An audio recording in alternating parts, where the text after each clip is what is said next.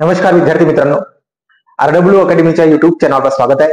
मी होमराज लोणबले. तर विद्यार्थी मित्रांनो, आपण आपल्या आरडब्ल्यू अकॅडमीच्या युट्यूब चॅनलवर वर्दी सिरीज सुरू केलेली आहे आणि त्या वर्दी सिरीजचा आपण हा व्हिडिओ घेत आहोत. ठीक आहे. या वर्दी सिरीजच्या माध्यमातून विद्यार्थी मित्रांनो आपण एसएससी जीडी मध्ये जे गणिताचे 20 प्रश्न विचारले जातात त्या 20 प्रश्नापैकी जास्तीत जास्त प्रश्न कसे सोडवता येईल आणि जास्तीत जास्त गुण कसे मिळवता येईल याच्यासाठी आपण प्रयत्न करत आहोत. तर विद्यार्थी मित्रांनो, आपण 4-5 व्हिडिओ अपलोड केलेले आहेत या सिरीजचे आणि हा आपण आता व्हिडिओ घेत आहोत. तर विद्यार्थी मित्रांनो, चला वेळ न घालवता आपण प्रश्नाकडे वळूया आणि या व्हिडिओच्या माध्यमातून आपण संभावित प्रश्नांची प्रॅक्टिस करणार आहोत. ठीक आहे. चला, तर बघा प्रश्न काय आहे. पहिला प्रश्न काय विद्यार्थी मित्रांनो, बघा पी आणि क्यू यांच्या आजच्या वयाचे गुणोत्तर, पी आणि क्यू यांच्या आजच्या वयाचे गुणोत्तर 3:7 रेशो किती आहे? 3 आहे. 7:3 आहे. 4 वर्षानंतर त्यांच्या वयाचे गुणोत्तर 2:1 होते. तर पी चे आजचे वय किती? असं पी चे वय काढायचे. काय करणार बघा, लक्ष द्या, लिहून घेऊ. पी आणि क्यू. पी चा किती रेशो आहे? तर 7 आणि क्यू चा किती रेशो आहे? 3. पी चा 7 रेशो वय आहे आणि क्यू ची किती रेशो वय आहे? तर 3 रेशो आहे. ठीक आहे. बघा, त्यानंतर किती वर्षानंतर म्हणलंय? 4 वर्षानंतर. मग इथं 4 प्लस करा आणि इथं पण 4 प्लस करा. ठीक आहे. 4 प्लस केलेला आहे. ठीक आहे. 4 प्लस केलेला आहे. त्यानंतर 4 वर्षानंतर किती रेशो होणार आहे? तर 2:1. 2:1 होणार आहे. ठीक आहे. बघा 2:1 लिहून घेतलेला आहे. आता काय करू आपण, लक्ष द्या. वरच्या रेशोचा खालच्या रेशो सोबत गुणाकार करा. तिरकस गुणाकार करायचा आपल्याला आणि तिरकस गुणाकार करून काय करायची? वजाबाकी करायची. बघा 7:1 7 आणि 3:2 6. 7 मधून 6 गेले, किती उरले विद्यार्थी मित्रांनो? तर 1 रेशो उरला. किती रेशो उरला? 1 रेशो. ठीक आहे. चला, या रेशोला कुठल्या यायचं आपल्याला? छेदामध्ये लिहायचं आहे. कशामध्ये? छेदामध्ये. त्यानंतर काय करायचं बघा, 4:1 4 आणि 4:2 8 यांचा पण तिरकस गुणाकार करून काय करायचा आहे? मायनस करायचा आहे. म्हणजे 8 मायनस किती? 4. त्याचा अर्थ किती उरले? 4. म्हणजे 4 1 रेशो म्हणजे किती आला? तर विद्यार्थी मित्रांनो पाहूया, 1 रेशो म्हणजे किती आलेला आहे? तर 4:1 4. 1 रेशोची किंमत आली 4. 1 रेशोची किंमत 4 आली. आपल्याला विचारलंय पी चे आजचे वय. पी चे आजचे वय यांच्या आजच्या वयाचा गुणोत्तर काय आहे? 7:3 आहे आणि पी चा आजच्या वयाचा गुणोत्तर काय आहे? 7 आहे. आणि 7 गुणीला काय करणार? तर 4 करणार. म्हणजे किती? 28 वर्ष. किती वर्ष? 28 वर्ष पी चे वय असेल आजचे. ऑप्शन नंबर किती? तर ऑप्शन नंबर 1 28 वर्ष हे पी चे म्हणजे वय असेल. ठीक आहे. चला, नंतरचा प्रश्न पाहूया. हा बघा, नंतरचा प्रश्न काय? एका परीक्षेत विद्यार्थ्याला प्रत्येक अचूक उत्तरासाठी म्हणजे जो बरोबर उत्तरासाठी किती गुण मिळतात? तर 4 गुण मिळतात. किती? 4 गुण मिळतात.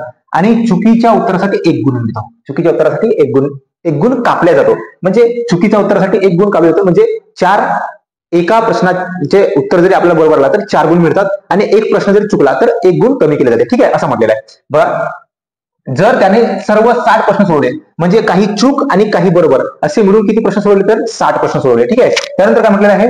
130 गुण 131 गुण त्याला मिळाले. तर त्याने किती प्रश्न अचूक सोडले, म्हणजे किती प्रश्न बरोबर सोडले असं आपल्याला म्हणायचं आहे. ठीक आहे, असं आपल्याला प्रश्नामध्ये म्हटलेलं आहे. आता बघा काय करणार, मी काय करतो विद्यार्थी मित्रांनो, चूक अचूक म्हणजे बरोबर, अचूक म्हणजे एक्स पकडतो आणि चूक म्हणजे काय पकडतो? वाय पकडतो. चला, ठीक आहे. आता आपण म्हणणार की त्याने बरोबर प्रश्न म्हणजे एक्स आणि चुकीचे प्रश्न म्हणजे वाय असे एकूण किती सोडवले? 60 सोडवले. किती सोडवले? 60. बरोबर. आणि त्याला किती एका पूर्णच्या पूर्ण अचूक प्रश्नासाठी किती गुण मिळतात? तर 4 गुण मिळतात. एकासाठी 4 म्हणजे 4 गुणिला एक्स प्लस 4 गुणिला एक्स प्लस एक्स नाही 4 गुणिला एक्स आणि याच्यामधून काहीतरी 4 गुणिला एक्स आणि याच्यामधून जे अचूक झालेले आहेत म्हणजे काहीतरी प्रश्न अचूक झाले आहेत आणि एका अचूक प्रश्नासाठी 1 गुण असे त्याचे मायनस होतात. असे त्याला एकूण किती गुण मिळाले? तर 130 मिळाले. ठीक आहे. बघा, असं लिहून घेतला. काय लिहून घेतला? एक्स म्हणजे आपण पकडले अचूक प्रश्न म्हणजे बरोबर वाले, वाय म्हणजे किती काय पकडले आपण? तर चूक वाले प्रश्न. ठीक आहे. असे बरोबर आणि चूक एकूण मिळून त्याने किती सोडवलं? 60 सोडवला. ठीक आहे. मग एकूण काहीतरी प्रश्न बरोबर आहेत त्याचे आणि त्या प्रत्येक प्रश्नासाठी 4 गुण मिळतात म्हणजे हे त्याचे मिळालेले गुण. ठीक आहे. त्यानंतर एकूण काहीतरी चुकलेले प्रश्न आहेत आणि प्रत्येक चुकलेल्या प्रश्नासाठी 1 गुण मायनस होते म्हणजे हे त्याचे मायनस वाले गुण. म्हणजे बरोबर गुणामधून मायनस वाले गुण मायनस केला तर 130 यायला पाहिजे. ठीक आहे. चला, आता हा आपला रेशो तयार झाला. याची बेरीज करू आपण. याचा हा समीकरण तयार झालं, बेरीज करू. बेरीज जर केला तुम्ही तर बघा काय होणार. ठीक आहे. चला, मायनस चे वाय आणि प्लस चे वाय कॅन्सल झाले. इथे काय होणार? 5x किती 5x आणि बरोबर किती तर 190. 5x बरोबर 90. ठीक आहे, 5x बरोबर 90. x ची किंमत काढायची आहे. x बरोबर 190 भागीला काय करणार 5 करणार. 190 भागीला 5 करणार. काटपीट करणार विद्यार्थ्यांना बघा. 5 1 5 त्यानंतर किती तर 5 3 15 किती उरले 4 5 8 40. x ची किंमत किती आली 38 आली. x ची किंमत 38 आली आणि x आपण काय पकडला होता तर अचूक प्रश्न म्हणजे x पकडला होता आणि आपल्याला प्रश्नामध्ये काय विचारलंय अचूक प्रश्न सोडवले. किती अचूक प्रश्न सोडवले तर किती सोडवले 38 अचूक प्रश्न सोडवले. हा आपल्या प्रश्नाचा काय आहे उत्तर आहे. ठीक आहे, हा आपल्या प्रश्नाचं उत्तर आहे. अशा प्रकारे तुम्हाला एकदम साध्या आणि सोप्या पद्धतीने हा प्रश्न सोडवता येईल. ठीक आहे, चला त्याच्यानंतर बघा प्रश्न हा पोटॅन्शियमचा प्रश्न आहे. एक व्यक्ती प्रवाहाच्या दिशेने म्हणजे ज्या दिशेने नदी वाहत असेल, ज्या दिशेने नाला नदी पाणी वाहत असेल त्या दिशेचा प्रवाहाच्या दिशेचा त्याला म्हणतात. ठीक आहे, बघा त्यानंतर काय प्रवाहाच्या दिशेने 36 किलोमीटरची स्पर्धा 6 तासामध्ये. म्हणजे आपण जरी म्हणला प्रवाहाच्या दिशेचा वेग जरी काढतो म्हणला आपण, कारण आपल्याला काय दिलाय आपल्याला दिलेला आहे डिस्टन्स आणि टाइम दिलेला आहे. मग प्रवाहाच्या दिशेचा वेग बरोबर 36 भागीला काय करणार 6 म्हणजे 6 36 6 किलोमीटर प्रति तास आहे प्रवाहाच्या दिशेचा वेग. ठीक आहे, त्याच्यानंतर काय म्हणलेलं आहे आणि प्रवाहाच्या विरुद्ध दिशेने म्हणजे प्रवाहाच्या विरुद्ध दिशेने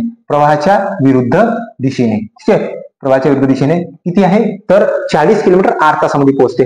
मग 40 किलोमीटर 8 तासामध्ये म्हणजे कितीची स्पीड असायला पाहिजे तर 5 ची स्पीड असायला पाहिजे. 5 किलोमीटर प्रति तास असायला पाहिजे. ठीक आहे, आता आपण प्रवाहाच्या दिशेचा वेग काढला आणि प्रवाहाच्या विरुद्ध दिशेचा वेग काढला. आपल्याला म्हटलेलं आहे तर प्रवाहाचा वेग किती म्हणजे पाणी जो वाहत आहे त्या पाण्याचा वेग किती. मग पाणी जो वाहत आहे त्याला पाण्याचा वेग काढायचा तर आपण काय करतो विद्यार्थी मित्रांनो प्रवाहाच्या दिशेच्या वेगातून प्रवाहाच्या विरुद्ध दिशेचा वेग मायनस करतो आणि भागीला काय करतो 2 करतो. काय करतो प्रवाहाच्या दिशेच्या वेगातून प्रवाहाच्या विरुद्ध दिशेचा वेग मायनस करतो आणि भागीला काय करतो 2 करतो. जर आपल्याला प्रवाहाचा वेग करायचा आहे प्रवाह काढायचा असेल आपल्याला प्रवाहाचा वेग काढायचा असेल तर आपण काय करतो तर हे करतो. ठीक आहे, चला म्हणजे किती 1/2 म्हणजे किती 0.5 किलोमीटर प्रति तास. 0.5 किलोमीटर प्रति तास काय असेल प्रवाहाचा वेग असेल. ऑप्शन नंबर किती आहे तर ऑप्शन नंबर पहिला हा आपल्या प्रश्नाचा उत्तर आहे.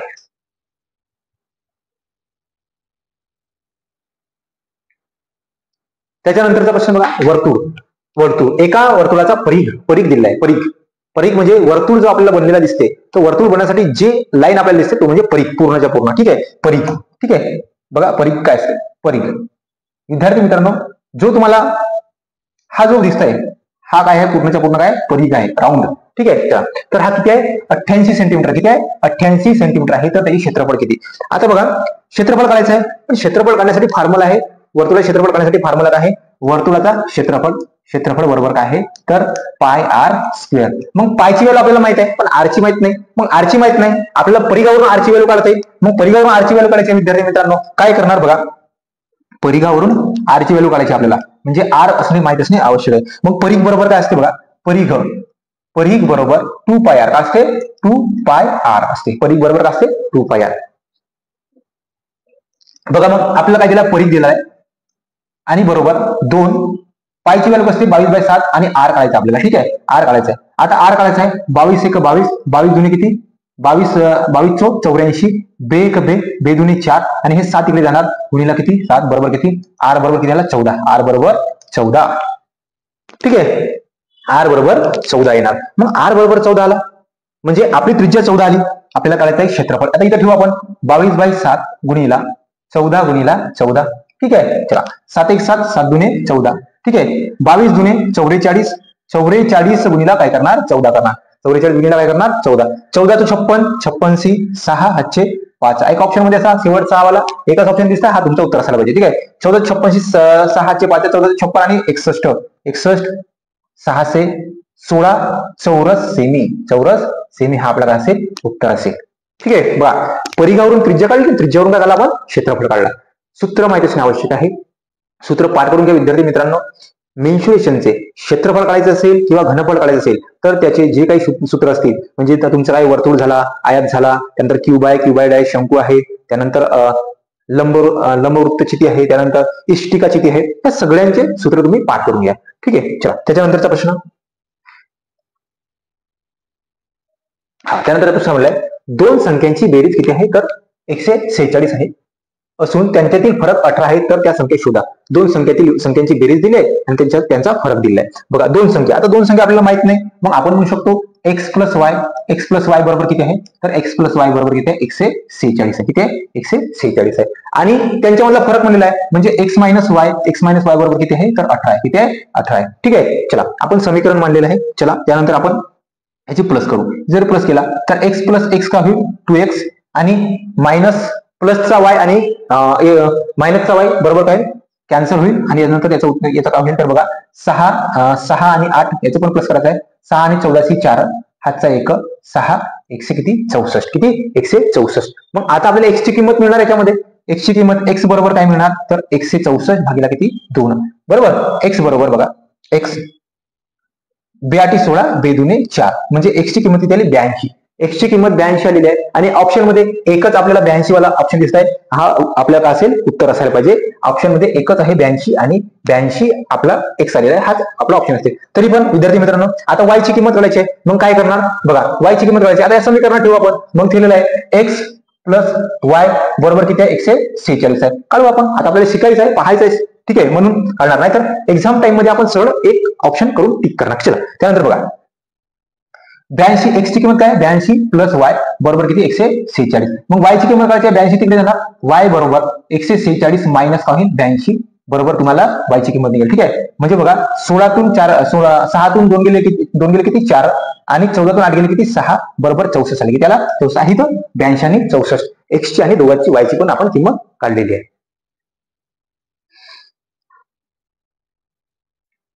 चला त्याच्यानंतर प्रश्न बघा काय म्हटलेला आहे. हा पी क्यू आर काय म्हटलंय पी क्यू आणि आर या तिघांना अनुक्रमे एक काम पूर्ण करण्यासाठी 4 दिवस 6 दिवस 10 दिवस लागतात. तिघांनी मिळून ते काम पूर्ण केले व त्यांना एकूण 9,300 रुपये मिळाले. तर त्यापैकी क्यू आणि आर या दोघांना मिळून किती रुपये मिळाले. आता त्यांचे किती रुपये मिळाले त्यांचे पैसे काढायचे आपल्याला. ठीक आहे पैसे काढायचे. आता बघा लिहून घेऊ पी क्यू आणि आर. पी किती दिवसामध्ये करते एक काम 4 दिवसामध्ये. क्यू किती दिवसामध्ये करते 6 दिवसामध्ये. आर किती दिवसामध्ये करते 10 दिवसामध्ये. लिहून घेतला. ठीक आहे याचा एलसीएम किती होणार विद्यार्थी मित्रांनो. एलसीएम होईल यांचा 60. किती होईल 60 एलसीएम झाला. त्यानंतर बघा 15 तो 60 म्हणजे 15 कार्यक्षमता कोणाची असेल पीची. साइन 60 कोणाची असेल याची असेल आणि 10 60 याची कार्यक्षमता. ठीक आहे आता याची कार्यक्षमता काढली आणि एक लक्षात ठेवा विद्यार्थी मित्रांनो पैशाचा वाटप हा त्यांच्या दिवसानुसार नाही तर त्यांच्या कार्यक्षमतेनुसार होत असते.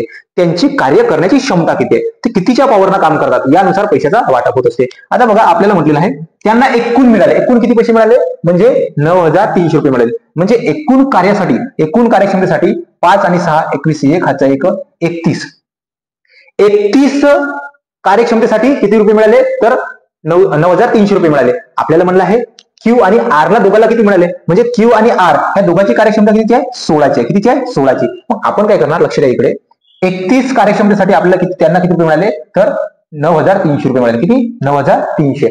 मग क्यू आणि आर चा काढायचा आहे मग त्यांची 16 कार्यक्षमता आहे ना मग 16 कार्यक्षमतेसाठी किती मिळणार तर तिरपा गुणाकार एक्स. ठीक आहे चला तिरपा गुणाकार करायची गरज नाही. बघा काय करणार 93 1 93 93 त्रिक किती 93 त्रिक नाही सॉरी 31 1 31 31 त्रिक 93. ठीक आहे म्हणजे हा किती पट आहे तर 300 पट आहे. गुणिला 300 झालाय म्हणून आपण काय करा गुणिला 300 करू. गुणिला 300 जर केला हे 0 0 लिहून घ्या आणि 16 त्रिक किती 48 16 त्रिक 48 म्हणजे 4,800 रुपये कोणाला मिळतील तर पी आणि क्यू ला क्यू आणि आर ला मिळतील किती तर 4,800 रुपये. त्यांच्या कार्यक्षमतेनुसार त्यांना पैसे मिळणार.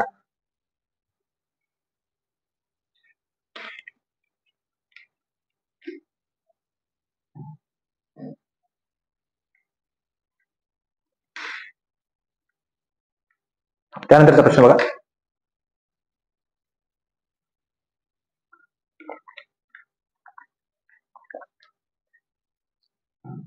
जर दोन संख्यांचा लसावी 315 असून मसावी 21 आहे त्यापैकी एक संख्या 63 आहे तर दुसरी संख्या किती. ठीक आहे बघा सूत्र आहे लसावी गुणिला मसावी गुणिला पहिली संख्या गुणिला काय आहे दुसरी संख्या. या सूत्राच्या सहाय्याने हा प्रश्न सोडवायचा आपल्याला. या सूत्रामध्ये ठेवू आपण ती संख्या. लसावी किती आहे तर 315 आहे. त्यानंतर मसावी किती आहे तर मसावी आहे 21 बरोबर, अरे बरोबर आहे, ठीक आहे, बरोबर, इथे बरोबर चिन्ह आहे. ओके, बरोबर. पहिली संख्या किती आहे तर 63 आहे. पहिली संख्या 63 आहे. आपल्याला दुसरी संख्या काढायची आहे. मग दुसरी संख्या काढायची, 63 तिकडे येणार भागाकारामध्ये, 63 भागाकारामध्ये येणार 315 गुणिला 21 भागीला काय करणार 63. ठीक आहे, चला काटपीट करूया. 21 एक 21, 21 त्रिक 63, 3 एक 3, 3 एक 3, 3 0 0, 3 5 15, 105. किती 105. 105 ऑप्शन मध्ये आहे, 105 ऑप्शन मध्ये आहे. उत्तर तुमचं 2 आहे. Option number 2 105. ठीक आहे, हा प्रश्न मला वारंवार परीक्षेमध्ये येताना दिसते, पोलीस भरतीमध्ये असो की कुठे जास्तीत जास्त या टाईपचा प्रश्न आपल्याला दिसते. विद्यार्थी मित्रांनो याला पकडून ठेवा, बिलकुल पकडून ठेवा. एक मार्क तुम्हाला देऊन जाणार. ठीक आहे, म्हणजे हाच प्रश्न नाही या टाईपचा म्हणजे नाही तर तुम्ही हाच प्रश्न पकडून ठेवा, म्हणजे असं नाही. पकडून ठेवणे याचा अर्थ याला लक्षात ठेवा, म्हणजे प्रॅक्टिस करा. बरं, त्याच्यानंतर 3 संख्यांची बेरीज काय म्हटलेलं आहे, 3 संख्यांची बेरीज 264 आहे. जर पहिली संख्या दुसऱ्या संख्येच्या दुप्पट असेल, पहिली संख्या दुसऱ्या संख्येच्या काय दुप्पट असेल व तिसरी संख्या पहिल्या संख्येच्या 1/3 असेल तर दुसरी संख्या कोणती असं काढायचं आहे. ठीक आहे, आता बघा काय करणार. पहिली संख्या आणि दुसरी संख्या. ठीक आहे, पहिली संख्या दुसऱ्या संख्येच्या काय दुप्पट आहे, म्हणजे पहिली संख्या दुसऱ्या संख्या दुप्पट आहे याचा अर्थ हे 1 असेल तर ही 2 असायला पाहिजे. बरोबर, पहिली संख्या दुसऱ्या संख्या दुप्पट आहे म्हणजे दुसरी संख्या जर 2 असेल तर पहिली संख्या काय असायला पाहिजे, नाही दुसरी संख्या 1 असेल तर पहिली संख्या काय असायला पाहिजे 2 असायला पाहिजे. ठीक आहे, त्यानंतर काय म्हणलंय, तिसरी संख्या पहिल्या संख्येच्या काय आहे 1/3 आहे. मग तिसरी संख्या पहिल्या संख्येसोबत जोडलाय म्हणून आपण तिसरी संख्या इकडे नाही मांडणार, इथे मांडणार. तिसरी संख्या काय आहे पहिल्या संख्येच्या 1/3 आहे, म्हणजे पहिल्या संख्येच्या 1/3 आहे. कोणती संख्या तिसरी संख्या, म्हणजे हे जर 3 असेल तर हे 1 असायला पाहिजे. आता खाली जागेमध्ये लिहून घेऊ, 2 लिहिला आणि 3 लिहिला. ठीक आहे, आता बघा 2 गुणला 1 2, 3 गुणला 2 किती 6 आणि 3 आपण म्हणू शकतो. बघा आता तुम्ही पहा इथं आपण रेशो काढला त्याचा. बघा पहिल्यानुसार पहिली संख्या दुसऱ्या संख्येच्या दुप्पट आहे, दुप्पट पहिली संख्या दुप्पट आहे दुसऱ्या संख्येच्या, बरोबर. ठीक आहे, त्यानंतर काय म्हणलंय, त्यानंतर तिसरी संख्या पहिल्या संख्येच्या 1/3 आहे ना. बघा 3 आहे याच्या 1/3 आहे. ओके, चला आता हे झालं 3 आणि हे तिन्ही संख्या मिळून तिघाची बेरीज मिळून किती आहे तर तिघाची बेरीज मिळून आहे 264. तिघाची बेरीज मिळून किती आहे 264. मग 64 मग तिघाची बेरीज किती 6 3 9 2 11 किती 11. 11 रेशो म्हणजे किती दिलाय तुम्हाला, 11 रेशो म्हणजे किती दिलाय तर 264. 11 रेशो म्हणजे 264 दिलेला आहे. आणि आपल्याला म्हणलंय दुसरी संख्या कोणती, आपल्याला म्हणलंय दुसरी संख्या कोणती. मग दुसरी संख्येचा रेशो किती आहे तर 3. दुसऱ्या संख्येचा रेशो काढायचा आहे 3. 3 ची किंमत काढायची आपल्याला. 3 ची किंमत काढायची बघा. 11 1 11, 11 2 22 किती उरले 4 आणि 11 चोक 44. 11 चोक 44 किती पट झालेला आहे 24 पट. मग 3 गुणिले तुम्ही 24 कराल म्हणजे यालाही 24 पट कराल म्हणजे किती तर 24 त्रिक 72. 24 त्रिक किती 72 उत्तर आहे तुमचा. दुसरी संख्या कोणती आहे 72 आहे. दुसरी संख्या कोणती आहे तर 72 आहे. अशा प्रकारे या प्रश्नाचे उत्तर आहे. ठीक आहे, चला याच्यानंतरचा प्रश्न बघा. काय म्हटलेलं आहे, एक मोटार गाडी 50 किलोमीटर प्रति तास या सरासरी वेगाने पुणे ते मुंबई हे अंतर कापते 6 तासामध्ये. किती तासामध्ये 6 तासामध्ये कापते. ठीक आहे, जर त्याच मोटार गाडीने तेच अंतर 4 तासात कापले तर गाडीचा सरासरी वेग किती. आता बघा काय म्हटलेलं आहे, 50 किलोमीटरच्या स्पीडनं 6 तासामध्ये जो अंतर कापत आहे कोणती पहिली गाडी, तर दुसरी गाडी 4 तासामध्ये कापत आहे म्हणजे तेच अंतर 4 तासामध्ये कापत असेल तर त्याचा वेग काढायचा आपल्याला. ठीक आहे, चला 2 दुनी 4 2 त्रिक 6 2 1 2 25 आणि 25 त्रिक किती 75 किलोमीटर प्रति तास. 75 किलोमीटर प्रति तास. अशा प्रकारे होईल. सोपा आहे प्रश्न. ठीक आहे ऑप्शन मध्ये 4. बोनस मार्क हे असे प्रश्न तुम्हाला बोनस मार्क आहेत देणारे, म्हणजे तुम्हाला 1 मार्क इजी 1 मार्क देणार आहेत. ठीक आहे, अशा टाईपचे प्रश्न सुटले नाही पाहिजे विद्यार्थी मित्रांनो, याची काळजी घ्या. ठीक आहे, चला त्याच्यानंतरचा प्रश्न बघा काय म्हटलेलं आहे. 5 रेडिओ आणि 10 कॉम्प्युटर यांची एकूण किंमत आहे 58,250 रुपये. किती 5 कॉम्प्युटर आणि 5 रेडिओ आणि 10 कॉम्प्युटर यांची एकूण किंमत आहे 58,250 रुपये असेल तर 15 रेडिओ आणि 30 कॉम्प्युटर यांची एकूण किंमत किती. हा प्रश्न सोडवायचा आहे. ठीक आहे, चला थोडासा स्मार्ट वर्क लक्ष द्या. 5 रेडिओ होते आणि किती होते तर 3 कॉम्प्युटर होते. मला सांगा 5 त्रिक 15 3 पट झाले का रेडिओ आणि 10 त्रिक 30 3 पट झाले का कॉम्प्युटर. बघा म्हणजे जर वस्तू 3 पट झाल्या असतील तर त्यांची किंमतही 3 पट व्हायला पाहिजे की नाही? बघा 5चे 15 झाले, 10चे 30 झाले, म्हणजे वस्तू दोन्ही 3 पट झाल्या, म्हणजे त्यांचे पैसे पण 3 पट व्हायला पाहिजे. म्हणून 58, 200, 250 याला आपण 3 पट करणार. सरळ उत्तर येईल आपला 3 पट करू आपण. ठीक आहे. 0, 3 5 15, 5 हातचा 1, 3 2 6 आणि 1 7, 3 3 8 24, 4 हातचे 2, 3 5 15 2 17, 17 47 50. काही का ऑप्शन मध्ये 17 47 50 हा तुमच्या प्रश्नाचं उत्तर आहे. ठीक आहे. अशा प्रकारे सोडवलं. किती? 1,14,750 हा आपला उत्तर है. ओके. इसके बाद देखो, चलो हा त्याच्यानंतरचा प्रश्न वयवारीचा प्रश्न आहे. ठीक आहे. बघा, वडील आणि मुलगा यांच्या वयाची सरासरी 48 असून त्यांच्या वयाचे गुणोत्तर 11:5 आहे, तर 6 वर्षानंतर त्यांच्या वयाचे गुणोत्तर किती? आता बघा काय सरासरी वडील आणि मुलगा, ठीक आहे, यांच्या वयाची सरासरी आहे 48 आणि गुणोत्तर दिलाय. गुणोत्तर आहे 11:5. 11 किती आहे? 5 आहे. 11:5 आहे. आणि सरासरी जर दिली असेल आणि 2 व्यक्ती आहेत, मग सरासरी त्याला डबल करा.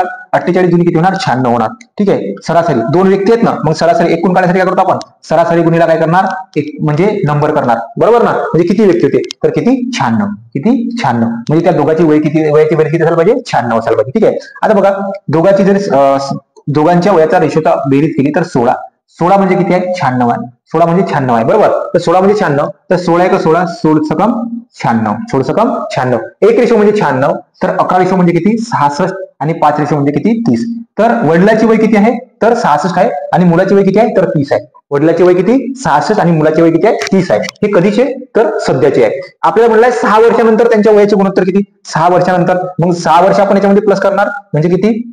72 वय मुलाची असणार, नाही वडिलाची असणार, आणि 36 वय कुणाची असणार? तर 36 वय असणार त्याच्या मुलाची. ठीक आहे. म्हणजे 72 आणि 36 असणार, म्हणजे 36 1 36, 36 दुने 72 हा त्याचा काय असेल? गुणोत्तर असेल. हा त्याचा गुणोत्तर. 6 वर्षानंतर विचारला, म्हणून दोघांमध्ये आपण 6 प्लस करून त्याचा गुणोत्तर काढलेला आहे. उत्तर आहे 4.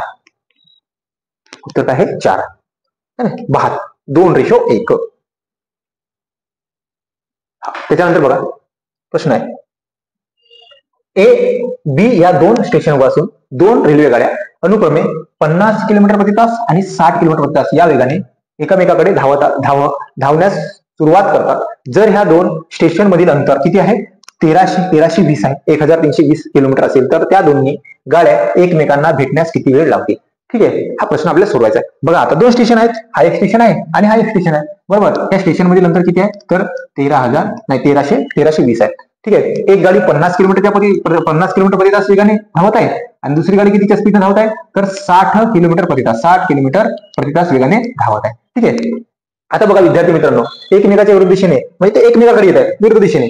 जर 2 गाड्या एकमेकाच्या विरुद्ध दिशेने धावत असतील तर त्यांच्या वेगाची काय होते? बेरीज होते. म्हणजे 50 आणि 60 यांच्या वेगाची बेरीज 110 किलोमीटर प्रति तास होईल. किती? 110 किलोमीटर प्रति तास.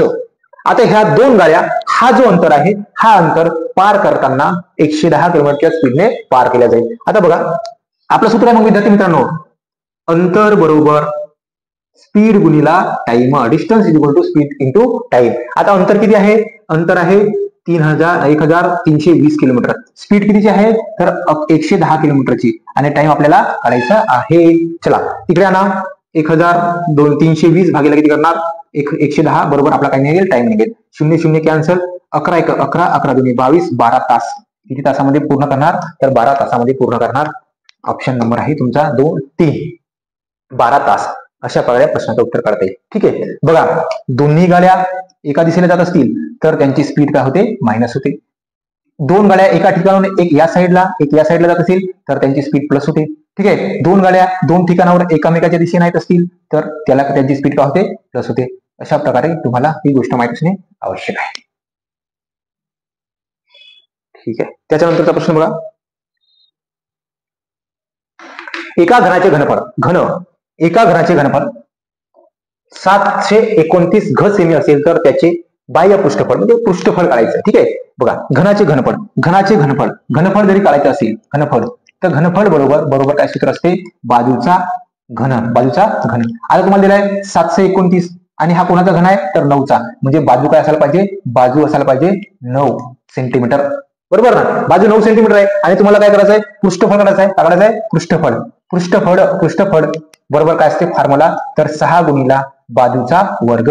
6 गुणिला काय असते, बाजूचा वर्ग असते. 6 गुणिला बाजूचा वर्ग, बघा 6 बाजूचा वर्ग म्हणजे 9, 9चा वर्ग किती 81, मग 6 1 6 sin 8 48 चौरस सेंटीमीटर.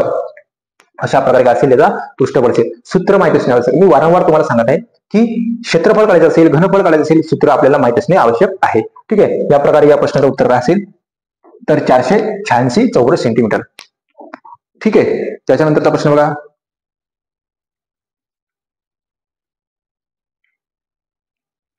हा, 10 व्यक्तींना 16 दिवस काम केल्यानंतर 40,000 रुपये मिळतात, तर 20 दिवसासाठी 60,000 रुपयामध्ये किती व्यक्ती काम करतील. ठीक आहे, आता बघा 10 व्यक्तींना 16 दिवस काम केल्यावर किती रुपये मिळतात, तर 40,000. किती मिळतात, 40,000. बरोबर, तर आपल्याला म्हणलं आहे 20 दिवस काम करण्यासाठी 20 दिवसासाठी किती व्यक्ती आहेत आपल्याला माहित नाही, किती हजार रुपये, 60,000 रुपये मिळतील असं म्हटलेलं आहे.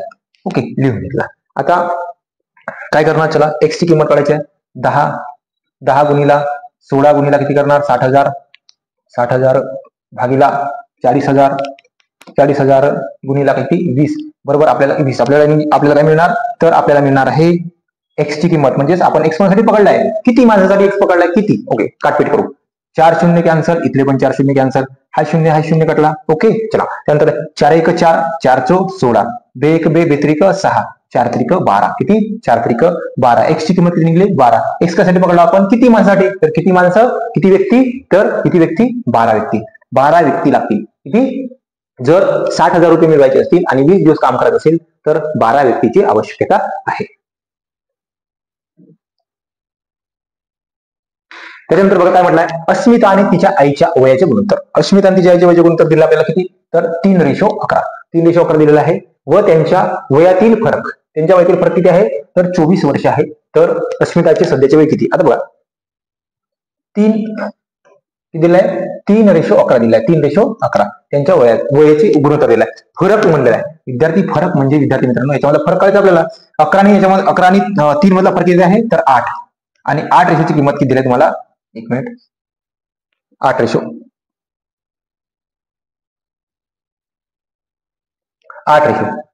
किंमत दिली तुम्हाला. फरक किती आहे, तर 24 आहे. किती आहे, 24. 8 रेशो म्हणजे 24, तर 8 1 8, 8 त्रिक 24. 1 रेशो म्हणजे किती विद्यार्थी मित्रांनो, 3. 1 रेशो म्हणजे किती, 3. मग 1 रेशो म्हणजे 3, तर आपलं अस्मिताचे वय काढायचे. अस्मिताचा रेशो किती आहे, 3. आणि 3 गुणिला किती कराल, 3, बरोबर किती, 9 वर्ष. किती वर्ष, 9 वर्ष अस्मिताचे वय असेल. जर आपल्याला तिच्या आईचे वय विचारला असता तर आईचे वय किती असते, 33 असते. किती, 33 असते. बरोबर, या दोघांमधला फरक जरी काढला तुम्ही तर किती आहे, 24 आहे. म्हणजे अस्मिताचे वय किती असायला पाहिजे, तर 9 वर्ष. किती वर्ष, 9 वर्ष अस्मिताचे वय असायला पाहिजे. ठीक आहे, त्यानंतरचा प्रश्न बघा. एका वर्गातील 100 विद्यार्थ्यांच्या गुणाची सरासरी. एका वर्गातील 100 विद्यार्थ्यांच्या गुणाची सरासरी 40 इतकी आहे. किती आहे, 100 ची सरासरी किती आहे, 40 इतकी आहे. फेर तपासणीनंतर असे आढळून आले की एका विद्यार्थ्याला 53 गुण देण्याऐवजी 83 गुण दिले, म्हणजे जास्त दिले गेले. तर फेर तपासणीनंतर त्यांच्या गुणांची सरासरी किती, म्हणजे कमी द्यायला पाहिजे होते, जास्त दिले म्हणून सरासरी वाढली, म्हणजे नवीन सरासरी कमी असायला पाहिजे. आता बघा काय करणार आपण, काय झालेलं आहे बघा विद्यार्थी मित्रांनो. सरासरी किती आहे, सरासरी किती आहे, तर 40 लिहून घेतला आपण. किती विद्यार्थ्याची, 40 आहे आणि 100 विद्यार्थी लिहून ठेवते नाही विद्यार्थी. ठीक आहे, 100 विद्यार्थी आहे आणि सरासरी किती आहे, 40 आहे. पण त्याच्यामध्ये काय म्हटलेलं आहे की 53 ऐवजी किती आलेलं आहे, 83. 53 द्यायला पाहिजे होते, 83 दिले, अगाऊ दिले. आपण काय करणार बघा, 53 दिले होते, 83 मधून 53 मायनस करू. 83 मधून 53 मायनस करणार म्हणजे किती, 0 किती, तर 30. किती, 30. ठीक आहे, म्हणजे 30 मार्क अगाऊ दिले. 30 मार्क अगाऊ दिले त्याच्यामुळे सरासरी वाढली होती. आता सरासरी कमी करायची आपल्याला, नवीन सरासरी काढायची. मग आपण काय करणार, 100 विद्यार्थ्यामध्ये मधून हे 30 जे आहेत ते 30 वाटणी करणार किंवा 30 कमी करणार. मग आपण 30 भागीला काय करणार, 100. 30 भागीला काय करणार, 100. मग 0 कॅन्सल, किती, 0.3 काय आहे, 0.3 आपला उत्तर आला. मग 0.3 जो उत्तर आलेला आहे तो आपल्याला करायचा आहे या 40 मधून मायनस करायचं. काय करायचं आहे, 40 मधून मायनस करायचं आहे. 0.3 या 40 मधून मायनस केला, मग 40 मधून मायनस करायचं आहे तर किती 39.7 हा काय असेल आपला उत्तर असेल, म्हणजे नवीन सरासरी हे असेल. ठीक आहे, अशा प्रकारे काढायचं आहे. म्हणजे जो बघा याच्यामध्ये दोन टाईपचे प्रश्न असतात, कधी जास्त दिले असते आणि आपल्याला मार्क असतात कमी, कधी आपल्याला मार्क असतात जास्त मग दिले असते कमी. तर अशा वेळेस मग काय प्लस करायचं असतं, म्हणजे तुमचा उत्तर काय येत आहे. जर तुमचे कमी असतील म्हणजे दिलेले कमी असतील आणि आपल्याला भेटलेले कमी असतील आणि दिलेले जास्त असतील तर जी सरासरी असेल याच्यामधून मायनस होईल, आणि जर दिलेले कमी असतील आणि भेटलेले जास्त असेल तर सरासरीमध्ये काय होणार ते प्लस होणार, त्याच्यामध्ये अशा प्रकारे तो बदल होईल. ठीक आहे, त्याच्यानंतरचा प्रश्न आहे बघा, एका पाण्याच्या टाकीच्या पायालगतच्या वर्तुळाची त्रिज्या किती आहे 21 मीटर आहे. तसेच त्यांच्या टाकीची उंची किती आहे, टाकीची उंची किती आहे 40 मीटर आहे. तर वर्तुळाच्या टाकीचे घनफळ काढायचं आहे. आता टाकीचे घनफळ म्हणजे वृत्तचिती लंब वृत्तचिती सिलेंडरचा आपल्याला काढायचं आहे सिलेंडर. ठीक आहे, सिलेंडरचा असा प्रकार असणार सिलेंडर.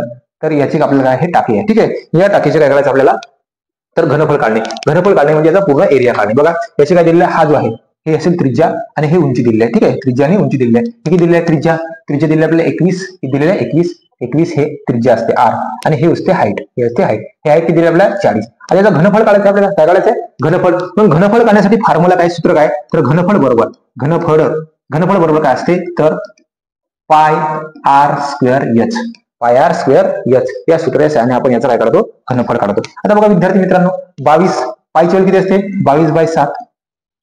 याची त्रिज्या किती आहे, त्रिज्या 21 म्हणजे 21 गुणिला 21 करणार. ठीक आहे, 21 गुणिला 21. ठीक आहे, थोडंसं याला तिकडे चलो भागो इधर.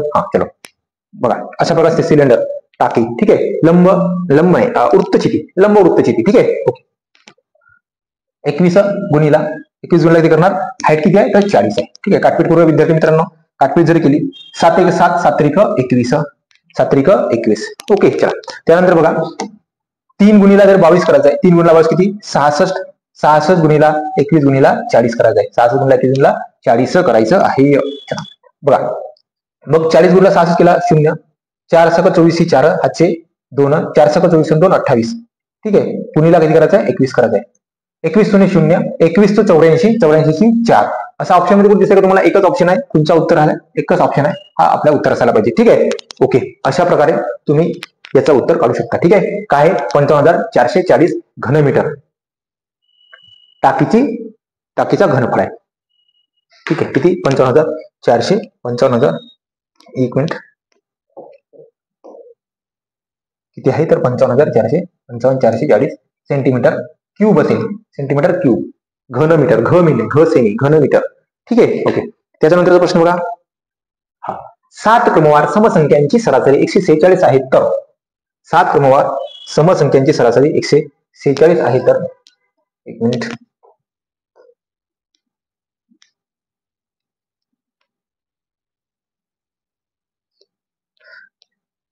ठीक आहे बघा, 7 क्रमवार समसंख्यांची सरासरी किती आहे 146 आहे तर त्यापैकी सर्वात मोठी संख्या कोणती, 7 संख्या. बघा सम असतील, लगातार किंवा विषम असतील किंवा नैसर्गिक असतील, त्यांची सरासरी म्हणजे काय असते मधातील संख्या असते. मग मधातील संख्या असते विद्यार्थी मित्रांनो बघा 146, 7 संख्या आहेत म्हणजे याच्यानंतर 3 संख्या असायला पाहिजे. 146 नंतर किती तर 148, त्यानंतर 160, त्यानंतर किती 162.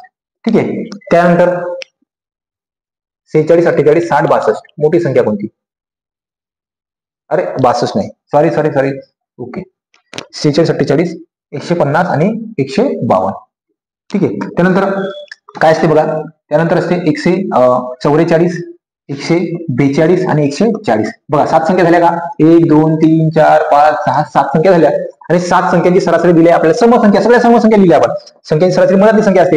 ह्या 3 जरी सोडल्या आणि ह्या 3 सोडल्या मधातील काय असते तुमची सरासरी असते. आता आपल्याला विचारलंय मोठी संख्या किती असेल तर 152 असेल. किती असेल 152 असेल. लहान विचार असेल किती असते 140 असते. पण आपला तर काय आहे 152 मोठी संख्या विचारलाय सर्वात मोठी विचारलाय अशा प्रकारे. ठीक आहे, चला त्यानंतरचा प्रश्न बघा 250 किती तर 250 मीटर लांबीची रेल्वे 45 किलोमीटर वेगाने किलोमीटर वेगाने धावते तर 250 मीटर लांबीच्या प्लॅटफॉर्मला ओलांडण्यासाठी किती वेळ लागेल? बघा सूत्र आहे distance is equal to speed into time. अंतर बरोबर वेग गुणिला वेळ. सूत्र आहे ना, आपण आता उत्तर काढणार. बघा विद्यार्थी मित्रांनो, नेहमी डिस्टन्स काय होते? डिस्टन्सची अंतराची बेरीज होत असते. मग हा जो आहे कोणाचा? रेल्वेची लांबी आणि ह्या प्लॅटफॉर्मची लांबी, दोघांची लांबी प्लस होणार म्हणजे हे 250 आणि हे 250, एकूण अंतर किती होणार? 500 मीटर होणार. किती होणार? 500 मीटर. वेग किती आहे? तर 45 किलोमीटर आहे. बघा विद्यार्थी मित्रांनो, जर आपला अंतर मीटर मध्ये असेल तर आपली स्पीड मीटर सेकंड मध्ये असायला पाहिजे, परंतु ही स्पीड आहे आपली किलोमीटर मध्ये. मग आपण त्याला मीटर सेकंड मध्ये बदलणार. मीटर सेकंड मध्ये बदलण्यासाठी काय करतो विद्यार्थी मित्रांनो? आपण तर 5/18 किती करतो? 18 करतो. किती करतो? 5/18 करतो. ठीक आहे, चला 5/18 केले आणि गुणला काय असणार? टाइम. गुणला किती? टाइम. काटपीट करूया आपण. बघा 9 5 45 आणि 9 2 18. ठीक आहे, चला त्यानंतर आता हे 2 वर जाणार इकडं. 500 गुणिला 2 आणि हे 5 5 किती? 25. 5 25 बरोबर किती? टाइम. काटपीट करूया. 25 1 25, 25 2 50 आणि 20 गुणला 2 किती? 40. 40 किती? सेकंद. 40 सेकंद हा आपल्या प्रश्नाचा उत्तर असेल. म्हणजे ती गाडी 250 मीटर लांबीची गाडी 250 मीटर लांबीच्या प्लॅटफॉर्मला 40 सेकंदामध्ये ओलांडेल. अशा प्रकारे या प्रश्नाचा उत्तर असेल. त्याच्यानंतरच बघा शेवटचा प्रश्न, आपले 19 प्रश्न एकदम सोप्या आणि साध्या पद्धतीने, एकदम नवीन मुलगा जो असेल, तयारी करत असेल, त्याला सुद्धा समजेल अशा प्रकारे मी सांगण्याचा प्रयत्न केलेला आहे. विद्यार्थी मित्रांनो, तुम्ही जुने जे व्हिडिओ टाकलेले आहेत ते सुद्धा बघा. खरंच तुम्हाला या व्हिडिओचा फायदा होईल. ठीक आहे, आणि जास्तीत जास्त मार्क घेण्यामध्ये आणि जीडी मध्ये वर्दी मिळवण्यामध्ये, अशी वर्दी सिरीज आहे, वर्दी मिळवणारी सिरीज आहे, म्हणून वर्दी मिळवण्यामध्ये तुम्हाला ते खरीच लाभदायक असेल. ठीक आहे, चला त्याच्यानंतर बघा प्रश्न काय आहे. एका शंकूच्या पायालगतची त्रिज्या. शंकू, ठीक आहे, शंकू तुम्ही बोलले हॅपी बर्थडे वाली टोपी असते ना, ते शंकू. काय आहे शंकू म्हणजे? काय नेमकं काय? दुसरं दूर जायची गरज नाही. ठीक आहे, आपण जर चणे फुटाने जर विकत घेतो तर बघा ते असते, तो शंकू आहे ना, शंकू. ठीक आहे, चला शंकू दाखवा तुम्हाला. बघा शंकू, हाय शंकू. हा बर्थडे वाली टोपी असते ना आपली, ती आहे शंकू. ठीक आहे, चला कोण असते? आपण कोण खातो तो कोण? त्याला शंकू म्हणता येईल. तर बघा ह्या शंकूचा काय करायचं? आपल्याला घनफळ काढायचं. काय करायचं? शंकूचा घनफळ. तर ही काय असते? बघा ही उंची असते, ही त्रिज्या असते. बघा ही असते हाईट, ही काय असते? त्रिज्या असते. आणि ही असते तिरकस हाईट, हिला म्हणतात तिरकस हाईट. बरोबर ना? ही सरळ हाईट, हे तिरकस हाईट. काय आहे? तिरकस हाईट. तिरकस उंची. हे काय असते? त्रिज्या. आणि काय आहे? उंची. ही काय असते? उंची. ठीक आहे, आता आपल्याला काय म्हटलेलं आहे की शंकूच्या वर्तुळाची त्रिज्या ही खालचा वाला वर्तुळ असते ना, खालचा वाला वर्तुळ, त्याची त्रिज्या दिलेली आहे आपल्याला किती? तर ही दिलेली आहे 15 सेंटीमीटर. त्यानंतर दिलेलं आहे शंकूची उंची दिली आहे, म्हणजे ही दिलेली आहे किती आहे? तर 14 आहे. तर त्या शंकूचे घनफळ काढायचं आहे. घनफळ. आता शंकूचे घनफळ काढायचं आहे तर सूत्र काय आहे विद्यार्थी मित्रांनो? बघा शंकूचे घनफळ बरोबर पाय आर स्क्वेअर एच भागिला 3. हा सूत्र आहे काय करण्याचा? तर शंकूचे घनफळ काढण्याचा. आता आपण काढूया शंकूचे घनफळ. किमती ठेवू 22/7. कशाची? पायची किंमत. आर ची किंमत किती आहे इथं? 15. 15चा स्क्वेअर किती? 225 आणि गुणिला किती? तर एच किती आहे? 14. एच किती? 14. ठीक आहे, काटपीट करू आणि भागीला किती करणार? तर 3. भागीला 3 करू. ठीक आहे, चला आता काटपीट करूया. 7 1 7, 7 2 14. बघा इथे 3चा भाग जाईल. 3 1 3, 3 7 21, 3 7 21, 3 5 15. 3 5 किती? 15. ओके, पुन्हा काटपीट करूया. आता गुणाकार करायचा आहे. बघा 22 किती? 22 गुणिला 75 गुणे 150, 150. ठीक आहे, मग 0 50 दुने 15 दुने 30, 0 हाचे 3, 15 दुने 30 ना 3 33. तर 3300 चौरस नाही घनमीटर. काय? घनमीटर आहे का? मीटर मध्ये आहे का? सेंटीमीटर. घन सेमी. ठीक आहे, घन सेमी किती? 3300 घन सेमी हा या प्रश्नाचं उत्तर असेल. अशा प्रकारे शंकूचे तुमच्या बड्डेवाल्या टोपीचा घनफळ काढलेला आहे. ठीक आहे, तर विद्यार्थी मित्रांनो, आपण 20 चे 20 प्रश्न कमीत कमी वेळात एकदम साध्या आणि सोप्या पद्धतीने तुम्हाला समजेल अशा पद्धतीने सांगण्याचा प्रयत्न केलेला आहे. अशाच प्रकारचे व्हिडिओ आपण पुन्हा घेणार आहोत. जोपर्यंत SSC GDचा पेपर होणार नाही तोपर्यंत आपली वर्दी सिरीज चालणार आहे. विद्यार्थी मित्रांनो, तुम्ही जर आमच्या चॅनलवर नवीन असाल तर चॅनलला सबस्क्राईब करा, या व्हिडिओला लाईक करा आणि जास्तीत जास्त व्हिडिओपर्यंत शेअर करा. मिळून तयारी करू आणि होणाऱ्या या पेपरमध्ये गणिताचे जास्तीत जास्त प्रश्न सोडवून वर्दी मिळवण्याचा प्रयत्न करू. तर विद्यार्थी मित्रांनो, असाच प्रतिसाद देत राहा आणि व्हिडिओ बघत राहा. भेटू पुढच्या व्हिडिओमध्ये. धन्यवाद.